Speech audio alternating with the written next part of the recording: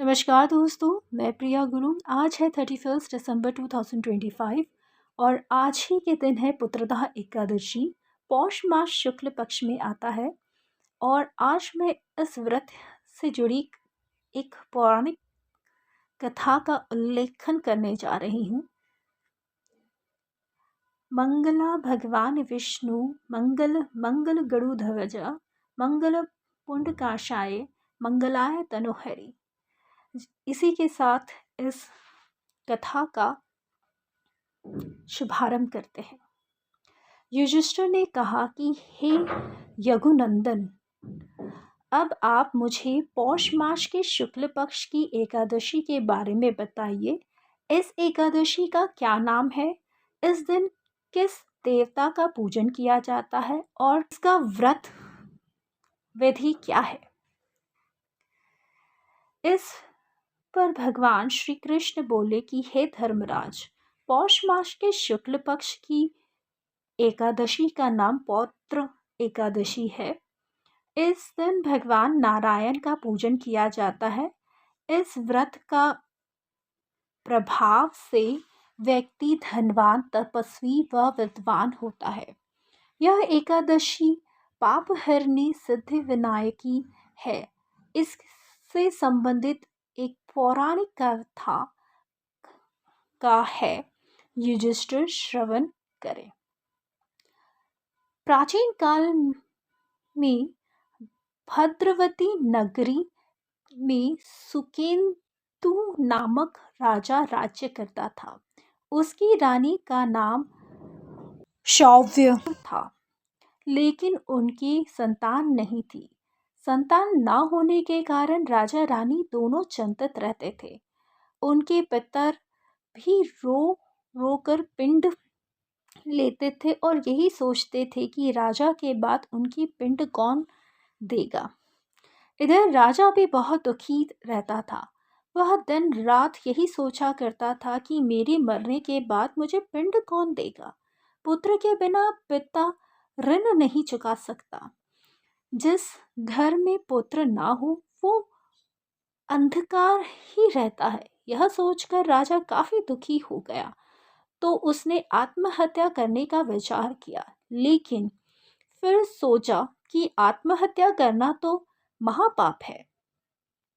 इस प्रकार काफी सोच विचार करता हुआ वह दुखी मन से घोड़े पर सवार होकर घोर जंगल में चल लग गया। उसने किसी को भी कुछ नहीं बताया। मार्ग में वह पक्षियों को देखता, उनकी विभिन्न बोलियां सुनता और जंगल में आगे बढ़ता गया।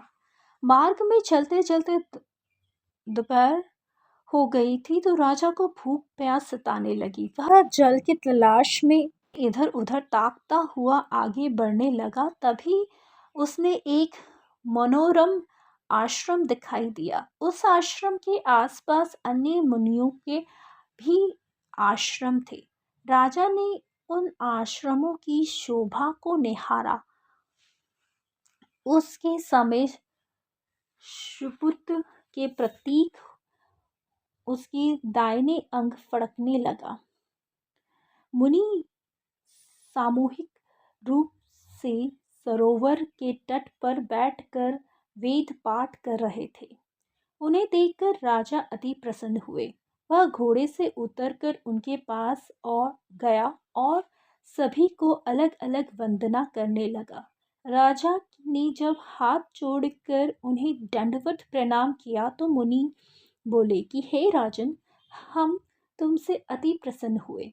राजन ने पूछा कि आप कौन हैं, आपके नाम क्या है तथा आप यहाँ क्यों एकत्रित हुए हो?